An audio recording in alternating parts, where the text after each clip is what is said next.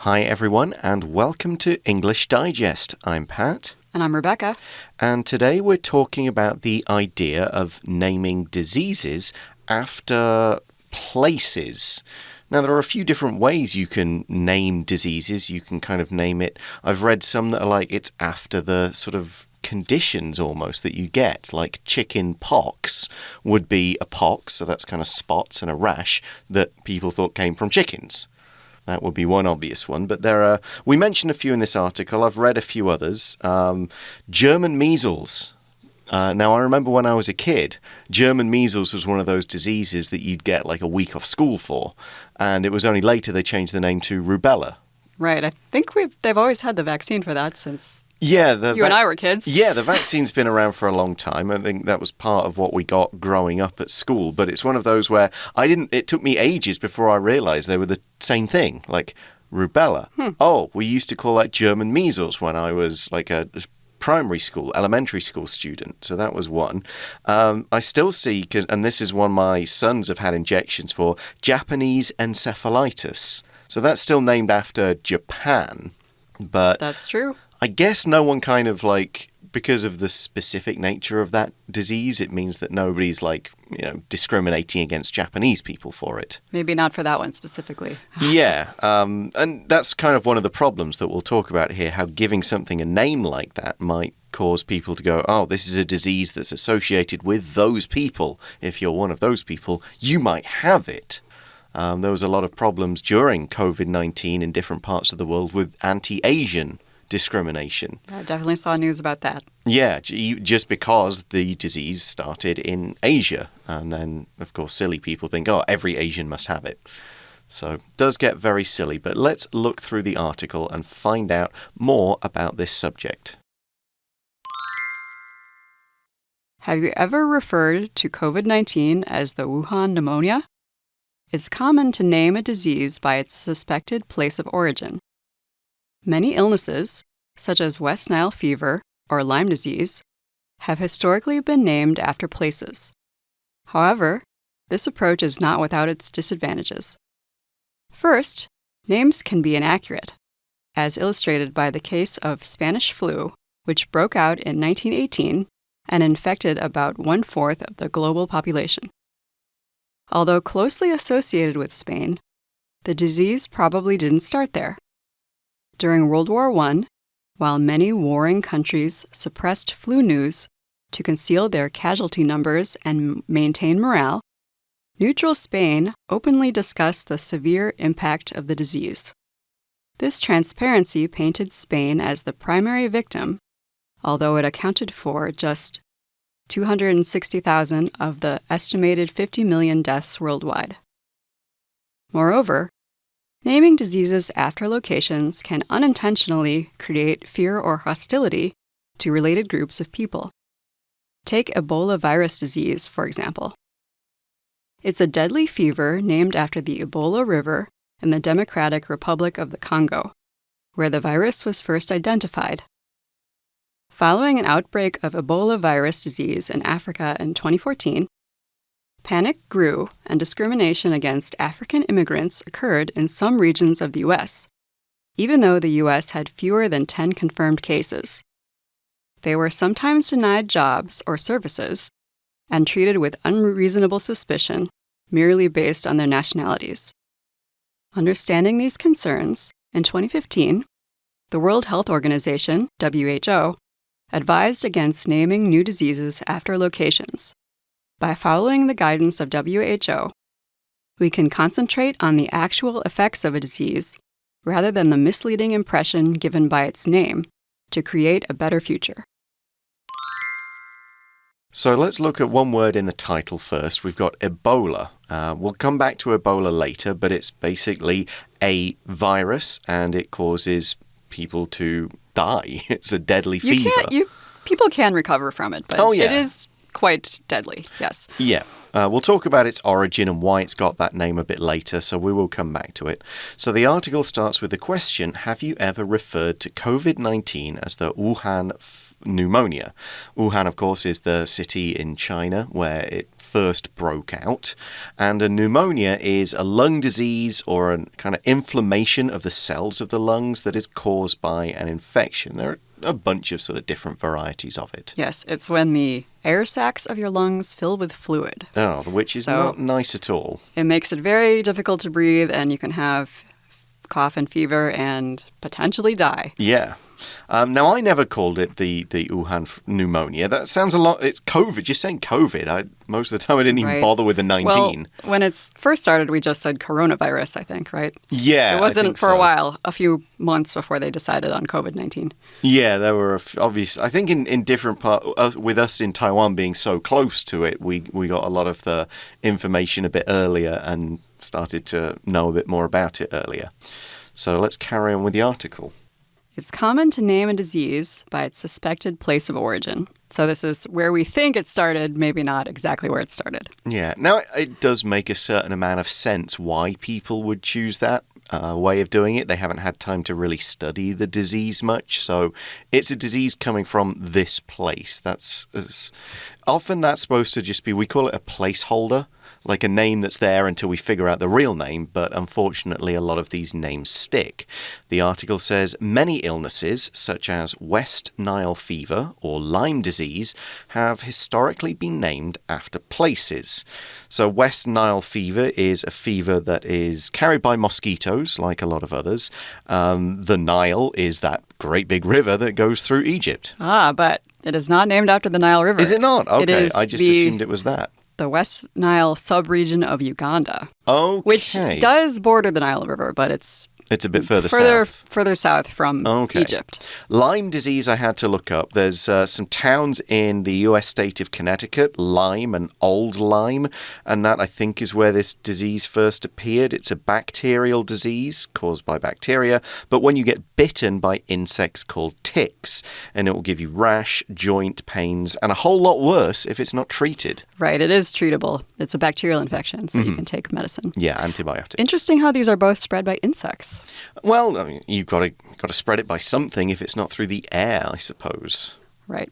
Okay, so the article goes on to say, however, this approach is not without its disadvantages. So a disadvantage is a bad thing or an unfavorable condition. Yeah, that's a problem. I'd say, for me, not speaking Chinese is a disadvantage when I'm trying to communicate living in Taiwan. Yeah, it's definitely a lot more difficult. So let's look at these advantages. We've got two main ones to look at here. First, names can be inaccurate, as illustrated by the case of Spanish flu, which broke out in 1918 and infected about 1/4 of the global population. We've got a bit of grammar here. Of course, this is a non-restrictive or also called non-defining relative clause. It adds more information about the noun generally at the end of the first clause, but it's the kind of information that you don't have to include. It's more like bonus information than something you really need to know to define exactly what it is. If you know the word flu and you know that Spanish means coming from Spain, you get the idea of what Spanish flu is. We're just adding a bit of extra information in the second clause here. Right, and that extra information is about 1918, and we really do call the Spanish flu the 1918 influenza epidemic now. So. Yeah. The word infect is also in there. This is to affect a living thing with a disease-causing agent. Yeah, by which we mean a virus, some bacteria, usually fungus. one of those. Yeah, other things like that. So how can we avoid getting infected by disease-causing agents? What are some ways? Washing hands is definitely up there as a big one. Right. Being careful with food preparation, wearing masks. Yeah, social distancing. Yeah, all of those things that most of the world has been doing a lot of over the past 5 years or so. So the article continues, although closely associated with Spain, hence the name, the disease probably didn't start there. Now, of course, this was 1918 was towards the end of the Second World War. So the First World War. Oh, of course, sorry, First World War. Yeah, World War I. A lot of fighting all around the world. People didn't really have the time to concentrate on where is this disease coming from. Or if they did, there was sort of bigger news and more pressing concerns in many parts, particularly of Europe. Right, and many soldiers were returning home and traveling and spreading the flu in their own town. And, many places had a big parade to celebrate the end of the war, and that spread it like crazy. Yeah. So why was it that it ended up being called Spanish flu? Well, we learned from reading this. During World War I, while many warring countries suppressed flu news to conceal their casualty numbers and maintain morale, neutral Spain openly discussed the severe impact of the disease. Many vocabulary words in that sentence. Okay. So let's start with warring. That means two or more groups are in conflict with each other or fighting in a war. Yeah, means it's happening right now rather than they used to or they will. They are doing it. They're in the middle of it. We've then got the word suppress. If you suppress something, you stop that information from becoming public. Now, this could mean like somebody, like a government person, tells the newspaper, you can't print that. It's going to get cut off. It could mean taking a book that's going to be published and taking some information and saying you can't put that. It could be telling people who talk about this kind of stuff, you're under arrest, you're in jail for talking about that stuff. And they just try and keep it secret. Maybe somebody tells the government and the government says, we're not going to reveal this news. We're just going to keep it secret for now. Right. Well, that's pretty similar to our next word, which is conceal. That's to hide something or to keep it secret. And casualty is a person injured or killed in a war. Yeah. This could be soldiers or civilians. Yeah. Sometimes even captured in war can be sometimes included in casualty numbers for battles. But generally, these are numbers given to say how many dead, how many wounded, how many missing or otherwise not accounted for. And it's usually quite important for battles because it helps the army to know, like, how many men did we lose? How many have we still got?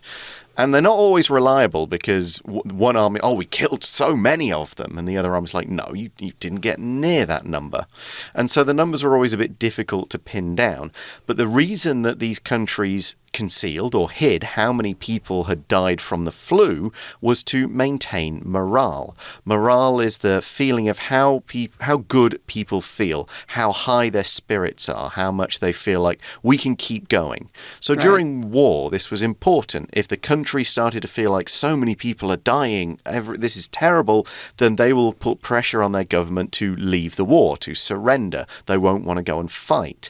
So if the countries revealed how many people were dying, and even if they said, it's because of flu, nothing else, people are still going to think, what? This is awful. We can't continue, and put pressure on the government to go stop the fighting, even if we end up losing. Right. So Spain got to, unfortunately, be named for the flu, even though they were neutral, which means not supporting or helping either side in a conflict. Yep, Spain didn't take part in this war. So they were just honest about the flu numbers, and they had maybe even got blamed for causing it. Yes, because other countries would be like, blame Spain, then nobody will blame us. So Spain had nothing to lose. It's soldier. They didn't have soldiers in the war. The people weren't worried about the war unless it came to Spain. So it was concentrating on what this flu was doing. Hopefully, they were putting this news out so people knew what to do about it, how to stop its spread. And we see this transparency painted Spain as the primary victim, although it accounted for just 260,000 of the estimated 50 million deaths worldwide. Again, we've got a few things to look at here, starting with transparency. That's the noun form of the word transparent, which means to be able to be seen through. If you're being very literal, transparent stuff is like glass. You can see through it. But transparency can also mean being open, being honest, not hiding or concealing any information. We want governments doing something in an open way without any secrets. Yeah, we want governments and companies to be transparent. We want to know, what are you doing? How much money have you got? How are people being paid? So that's why we ask for transparency in our leaders.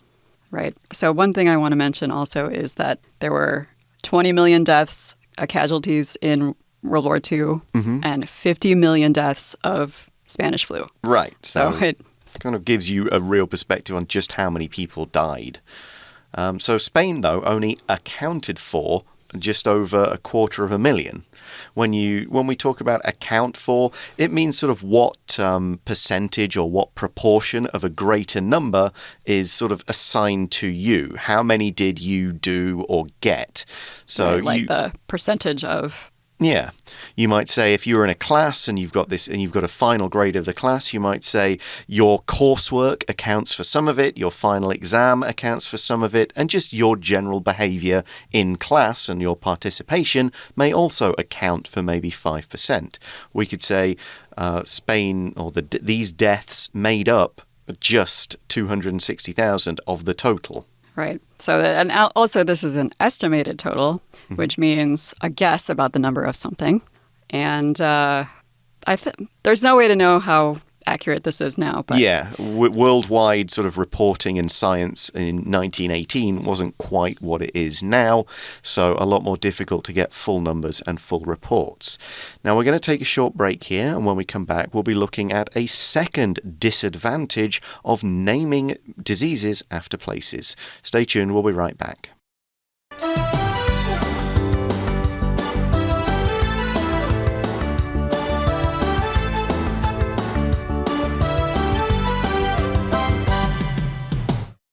And we're back. Okay, let's look at the next paragraph and starts with, moreover, naming diseases after locations can unintentionally create fear or hostility to related groups of people. So hostility, this is the noun of hostile, that's being unfriendly or aggressive. So what can you think of that's an example of hostility? A hostility might be just like somebody comes up to talk to you on the street and you tell them like, go away. You yell at them, maybe shove them out of your way if you're in a hurry. That would be showing hostility. It would be being hostile. And you can say hostile or hostile. Both pronunciations are okay. Correct. So basically, this sentence is saying that if you name a disease after a place, people might treat people from that place in a very nasty way. The article goes on, take Ebola virus disease, for example. So we mentioned Ebola just by the shorter name in the title of today's article. It's caused by a virus, so that's a little parasitic organism that lives in your cells and uses them to reproduce. It's a disease, so it's going to make you sick. And as we're going to find out in the next sentence, it's not a very nice one. That's right. So we can read this where it says, it's a deadly fever named after the Ebola River in the Democratic Republic of the Congo, where the virus was first identified. So this country used to be called Zaire, and the Ebola virus disease was first identified in 1976. Okay. And can be pretty terrible. Yeah, a deadly fever. That pretty much explains it. Deadly, of course, means causing death or likely to cause death. It won't kill 100% of the people who get it, but we call it a disease's mortality rate, the percentage of people that die from it. It's quite high. Right. And it can cause fever, bleeding, internal and outside your body. And you can die from fluid loss, like you can lose a lot of fluids. Okay. And a couple more facts. It can be spread by fruit bats, monkeys, and apes, and possibly other animals. So it can pass around different people. But you can also get it from other humans. Yeah, for sure. So the Democratic Republic of Congo, it's in Central Africa. So following an outbreak of Ebola virus disease in Africa in 2014, panic grew and discrimination against African immigrants occurred in some regions of the US, even though the US had fewer than 10 confirmed cases.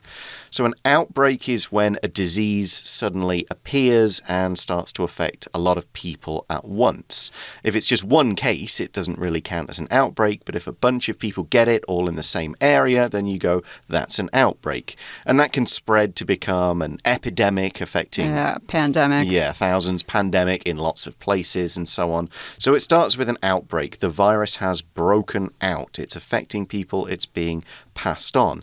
And that caused people to discriminate, to treat African immigrants unfairly because they thought, oh, they've got Ebola fever. I'm not going to go near them. I'm not going to give them jobs. I'll stop them from coming into the country, that kind of thing. Or even do crimes against them. Yeah, exactly. Like I start to attack them because you've got Ebola. Get out of here. Get out of this supermarket. That kind of stuff. Right. So we see that some examples here were they were sometimes denied jobs or services and treated with unreasonable suspicion merely based on their nationalities.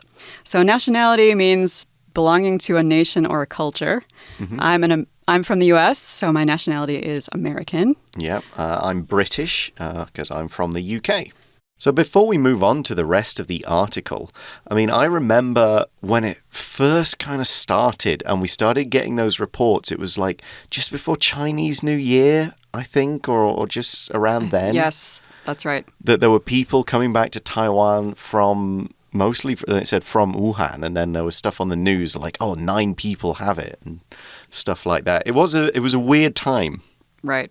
So it took me several years to actually get COVID. Yeah. By then, I had already had 4 vaccines. Yeah, same. It wasn't fun, but I didn't think it was that bad. Okay, mine was I had mine back in August of just last summer, and we're not sure because we'd all been to the UK for a vacation, and then we came back, and my wife started feeling sick first, and we wondered if it was just tiredness. It's a long flight with 2 young children, but then we all started to come down with bits of fever. I was lucky. I got like 1 night of almost no sleep from fever, but then I was pretty much able to carry on the next day. My wife was out like for days. She was really struggling. The 2 boys, we didn't test them, but we're pretty sure they both had it. They were sort of miserable and sick and stuff like that. Right. Could have been a lot worse. Well, I got COVID while I was on vacation in America. Oh, yeah. And I was okay for a week, and then I woke up one day, I felt kind of strange. I took my temperature, it was okay, and I thought, oh, okay, well, after I get a good night's sleep, I'll be fine. And then the next day, still wasn't good and had a fever, and my mom said, it's time for you to take a COVID test. And I was in denial and didn't want to. Okay. I did the swab and the liquid, and it turned positive immediately. Okay, yeah. I got a really weak result first, so I wasn't sure. But then the next morning, it was like, no, definitely, that's it. One annoying thing was that I missed out on a big family holiday that was going to be in Vietnam. Because my family had it booked for, I think it was about May 2020. And the idea was we only had 1 kid at that point. We would have gone with him at 7 months, probably manageable, met my family in Vietnam, had a really nice vacation. But we were messaging them early in the year and saying, have you heard about this stuff that's coming out of China? Like, I'm not sure if this vacation's going to work. And they were like, oh no, we reckon it should be fine. Hopefully it'll blow over quickly. Yes, like, that's what we all thought. 3 years later, nobody's been able to go anywhere. We thought, it can't last forever. Yeah. So that was kind of annoying because I've not been to Vietnam, and I'm not sure if we'll have a chance. I don't know if they'll reschedule that down the line, but yeah, definitely annoying. But annoying is a lot better than, unfortunately, what happened to so many people all around the world. So I think I'll just take annoying and feel I got out very lucky from the entire experience. Me too. So let's get back to the article. Okay, so understanding these concerns, in 2015, the World Health Organization, WHO, advised against naming new diseases after locations. Sounds like a really good move and also a fairly obvious move. Now, this is the sort of thing you can't necessarily make media organizations do. Right. Some newspapers will just take the name and name it after a place and carry on with it. People will do it on social media. The main thing is that they're telling like experts in the scientific and health and medical community, we really don't want you naming it after a place. There's a lot of bad stuff attached with that. Call it something else instead. Name it, give it a very boring scientific name, and we can come up with something a bit better like COVID-19 later. Right. And usually I feel like they're naming diseases based on the symptoms and the effects of them. Yeah, coronavirus is obviously what the the type of virus that causes COVID. And you take coronavirus disease to get COVID and 19 because that's the year when it first appeared. Yes, 2019. Yeah, pretty simple, really. It's not the 19th COVID. Yeah. So when you think of it like that, okay, COVID-19 is a pretty clear name. You can see where its name comes from. It's got nothing to do with a place. It's got everything to do with what kind of virus it is. And that's actually important because by knowing what virus it is, it does focus people, or should, a bit more on what to do about it. And that's what we put as our conclusion for this article. By following the guidance of WHO, we can concentrate on the actual effects of a disease rather than the misleading impression given by its name to create a better future. So, yeah, we know it's a coronavirus if we think about the name COVID. Coronaviruses act in a certain way. They transmit from person to person in a certain way, and therefore you can think a bit more carefully. If it goes to people this way, this is how we stop it passing from person to person. And everybody's focusing on what it is rather than where it comes from. And that's what the WHO, or WHO, you can leave off the if you don't really want to, then you can focus, and scientists and governments and people like that, instead of playing a blame game, they can start focusing on, this is what it is. What can we do to stop it? Okay. Well, our last vocabulary word is impression. That's an idea or a feeling or opinion about something. Since using a location name could give the wrong idea about people from there. Yeah, exactly. And it's misleading, of course. If something is misleading, it leads people the wrong way. It doesn't lead them to think of how can we stop it. It gives them the wrong idea. So you could just say wrong here rather than the wrong impression. But misleading kind of communicates the idea that it's pushing people's thoughts in a certain way, in this case, not the right way. We can use miss as a negative prefix in a bunch of other things, like misremember. You don't remember something the right way would be one example of this. So thinking about that, and I think that's maybe why I mentioned German measles in our introduction. Right. I can imagine that's why that one got renamed, and why it's now commonly known as rubella. Because that makes people think of it as a disease rather than this is a German-caused disease. Exactly. Yeah, so, to be fair, Germany already has a slightly negative image for older people who remember, think back on history of the 20th century. So I don't think they need to suffer by having a disease named after the country as well. Makes it very friendly and also a bit more scientific, and that's what we should strive to do, really. Approach things in a more scientific way, a more logical way, in a way that actually helps us deal with it. That's why we say naming the diseases in this way does create a better future, one where we're focused on what's going wrong and what we can do about it, rather than whose fault is this, something like that.